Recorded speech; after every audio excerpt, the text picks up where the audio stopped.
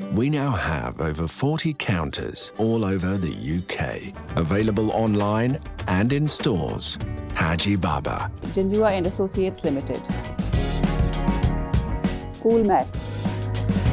बिस्मिल्लाहिर्रहमानिर्रहीम। अस्सलाम वालेकुम नाज़रीन, समीना खान आपके सामने हाजिर एक और वीडियो के साथ। आज की वीडियो में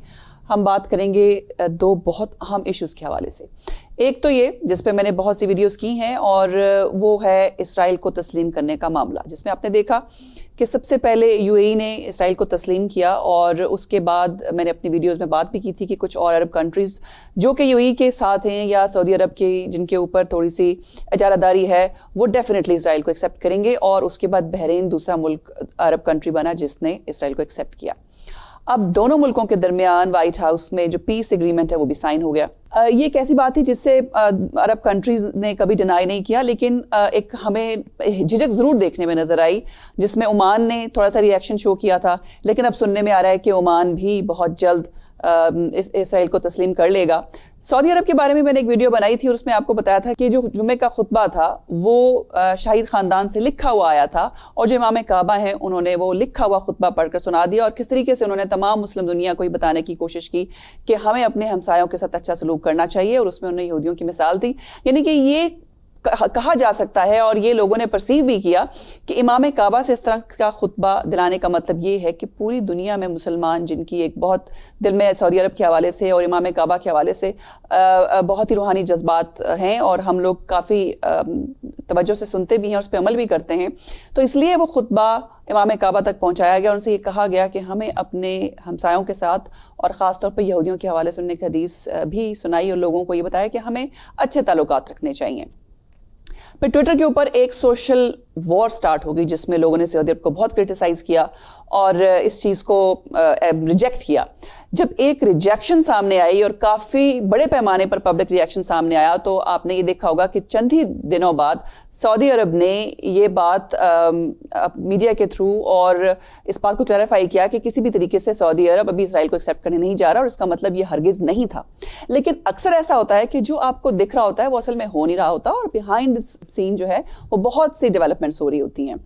ख़ास तौर पर जो डेवलपमेंट हुई और बहरीन ने जब एक्सेप्ट किया, तो अब नज़र ये आ रहा है कि सऊदी अरब भी बहुत जल्द इसराइल को तस्लीम कर लेगा। बहरहाल मैं आज की वीडियो में आपको ये बताना चाहूँगी कि जो पीस एग्रीमेंट साइन हुआ है उससे फ़ायदा किस किस को होने जा रहा है। बेंजामिन नेतन्याहू जो कि इजरायली प्राइम मिनिस्टर हैं, आपको पता है कि उनके मुल्क में करप्शन स्कैंडल है बहुत बड़ा और मुकदमा चल रहा है, और उन्होंने अपने लोगों के दिल जीतने हैं, जिसकी वजह से उन्होंने ये दिल जीत लिए हैं। डोनाल्ड ट्रंप का नवंबर में इलेक्शन होने वाला है, और उन्होंने एक ऐसी एग्जाम्पल सेट की, और ख़ुद भी उन्होंने अपने ट्विटर में ये कहा कि उन्होंने वो काम कर दिखाया जो बहुत मुश्किल था, और उनके जो प्रेडिसेसर थे जो उनसे पहले आने वाले से दूर थे वो काम नहीं कर सके, और ये उन्होंने काम कर दिया है। और ये बहुत बड़ा मार्का है जो ट्रंप की जो सीवी है उस पर लिखा जाएगा, और इलेक्शन में उनको इसका फ़ायदा भी हो सकता है। लेकिन इसमें नुकसान किसको हो रहा है, और मैंने अपनी 2-3 वीडियोस पहले भी की थी और उनमें ये बताया था आप लोगों को, और आप लोगों को ये पता भी है कि इससे सबसे ज़्यादा नुकसान जो है वो ज़ाहिर है मुस्लिम दुनिया को होगा। एक रिफ्ट पैदा हो गई है मुस्लिम दुनिया में। ज़ाहिर है अरब कंट्रीज अब लगता है कि वो सब इसराइल को एक्सेप्ट करेंगे,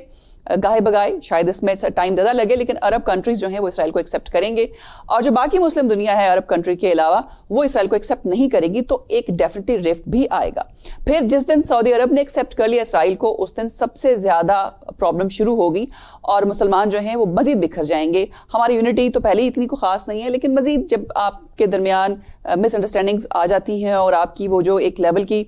का रिलेशनशिप नहीं रहता और खाइफ हो जाते हैं आप एक दूसरे से, तो कंट्रीज़ के लेवल पे हुकूमतों की सतह पर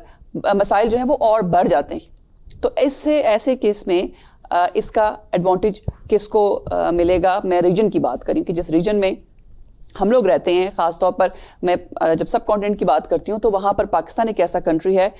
जो वाहिद मुस्लिम कंट्री है जिसके पास की न्यूक्लियर पावर है। अगरचे कि बहुत स्ट्रॉन्ग है इस हवाले से, लेकिन अब पाकिस्तान पर प्रेशर पड़ेगा। और ये मैं इसलिए भी कह रही हूँ कि डोनाल्ड ट्रंप ने जब ट्वीट किया और जो एग्रीमेंट साइन हुआ है बहरीन के दरमियान, बहरीन यूएई और इसराइल प्राइम मिनिस्टर के दरमियान, उसके बारे में उन्होंने बात की, तो उन्होंने ये कहा कि don of the middle east,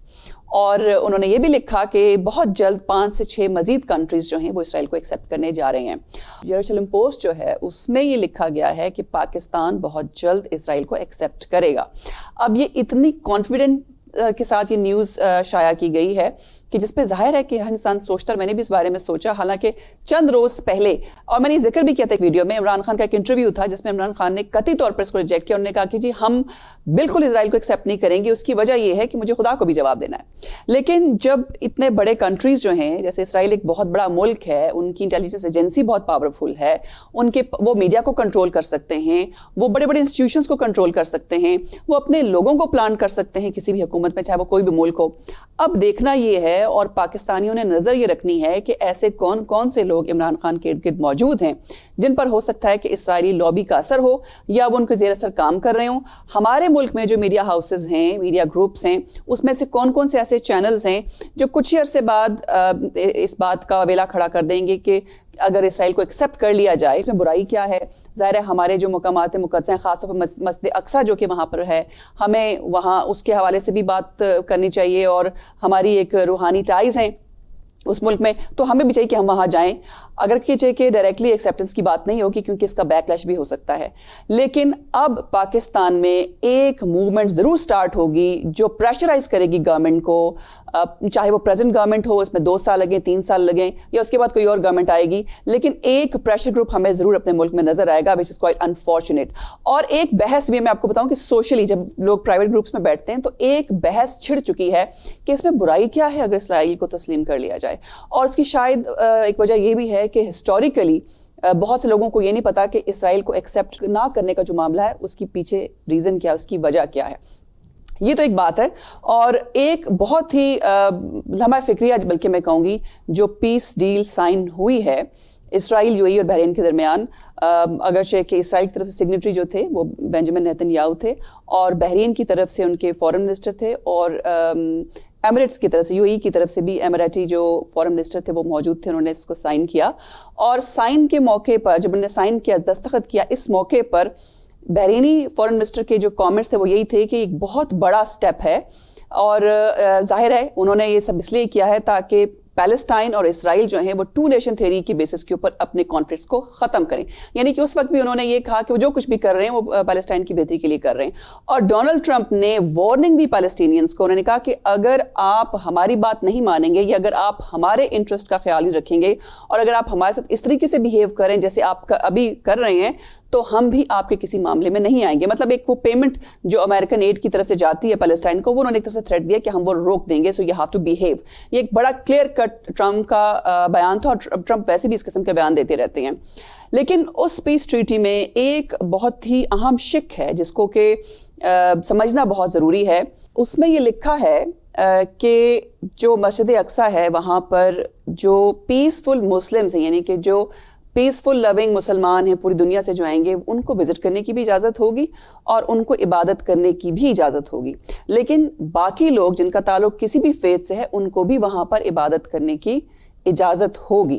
اب یو اے ای, بحرین, سعودی عرب ظاہر ہے ان کو اس ڈیل کا پتہ ہے اور وہ واقف ہیں کہ یہ شک اس میں موجود ہے, جبکہ اس سے پہلے اسرائیل کا جو ایک ایگریمنٹ تھا یا جو ایک انڈرسٹینڈنگ تھی مسلم کنٹریز کے درمیان اسرائیل کی, وہ یہ تھی کہ مسجد اقصیٰ میں صرف مسلمانوں کو عبادت کرنے کی اجازت ہوگی, نان مسلمز وزٹ کر سکتے ہیں, عبادت نہیں کر سکتے, جس کو اب بدلا ہے اس کلاز کو. اور جو ایگریمنٹ کے اوپر جو سگنیٹریز ہیں ان کے یہ علم میں ہے, لیکن اس پر کیا اب باقی کی جو مسلم دنیا ہے وہ ویلا کھڑا کرے گی, اس کو ایڈریس کیا جائے گا یا نہیں, یہ ہم کچھ آنے والے دنوں میں دیکھیں گے. بڑی انفارچونیٹ سچویشن ہے, اور جیسے میں نے کہا کہ اب پاکستان پہ بھی پریشر بڑھ رہا ہے, ڈیولپ ہو رہا ہے. اور اگر ظاہر ہے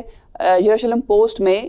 جو اخبار ہے اسرائیل کا, بہت بڑا اخبار ہے, اس میں اگر یہ خبر آئی ہے کہ پاکستان بہت جلد اسرائیل کو ایکسیپٹ کر لے گا, تو اس کے پیچھے ریزنز کیا ہیں؟ کیا انہوں نے اپنے تمام کارڈز پلے کر دیے ہیں؟ کیا وہ پریشر گروپس جو کہ اکثر مختلف ملکوں میں بنائے جاتے ہیں اپنا آبجیکٹیو اچیو کرنے کے لیے, کیا وہ کام کرنا شروع ہو گئے ہیں؟ کون کون سے لوگ ہیں جو اب پاکستان میں اسرائیل کے پیرول پر کام کر رہے ہیں؟ اس پہ اب نظر رکھنی ہے, اور بہت جلد یہ خبر بھی سامنے آ جائے گی کہ اب ہو کیا رہا ہے ہمارے کنٹری میں. خیر یہ ایک بات ہے. دوسرا ایشو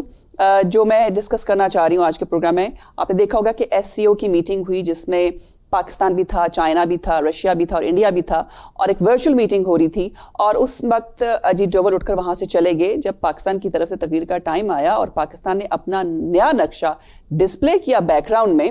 تو اجیت ڈوول جو ہیں وہ اٹھ کے اور میٹنگ چھوڑ کر چلے گئے، جس پر رشیا نے بالکل بھی انڈیا کا جو ایک سٹینڈ تھا اس کو ریجیکٹ کیا اور اس پر کسی قسم کا کوئی ریمورس شو نہیں کیا، یعنی کہ انہوں نے ان کو روکنے کی کوشش کی، نہ بلانے کی کوشش کی، اور پاکستان کا ایک طرح سے جو نیا نقشہ ہے اس کو ایکسیپٹ کر لیا ایس او ای کی میٹنگ میں۔ لیکن اگر آپ انڈین میڈیا دیکھیں تو اس میں کچھ اور سٹوری بتائی جا رہی ہے، اس میں یہ کہا جا رہا ہے کہ پاکستان کو سرزنش کی رشیا نے اور ان کو ڈانٹ بھی پلائی۔ یعنی یہ جو میں آپ کو بات اس لیے بتا رہی ہوں کہ کسی بھی ملک کا کوئی میڈیا جو ہے وہ جس طرح کا رول پلے کرتا ہے انٹرنیشنل لیول پہ اس طرح کی خبر پہنچتی ہے، لیکن اصل حقیقت یہ ہے کہ ایس سی او کی اس میٹنگ میں پاکستان نے اپنا نیا نقشہ دکھا کر یہ بھارت کو باور کرایا، انٹرنیشنلی یہ باور کرانے کی کوشش کی کہ پاکستان کے نقشے میں جو ملک شامل ہیں وہ پاکستان کے حصے میں ہیں، اور پاکستان کا نقشہ جو ہے وہ اوپن بھی ہے، نہیں کہ اس میں اور گنجائش بھی ہے، اینڈ اس کو کہتے ہیں کہ انٹرنیشنل لیول پہ ایک گیم پلے کرنا۔ یہ تھا آج کا پروگرام، اور یہ ویڈیو اگر آپ کو پسند آئی ہے تو اس کو لائک اور شیئر ضرور کیجیے گا، اور میرے جو پروگرام ہیں ان کو آپ دیکھتے ہیں، سپورٹ کرتے ہیں، اس کا بہت شکریہ، لیکن چینل کو بھی سبسکرائب کریں اور بیل آئیکن کو پریس کریں تاکہ مزید ویڈیوز کی نوٹیفیکیشن آپ کو ملتے رہیں۔ یہ تھا آج کا پروگرام، پھر ملیں گے، اللہ حافظ۔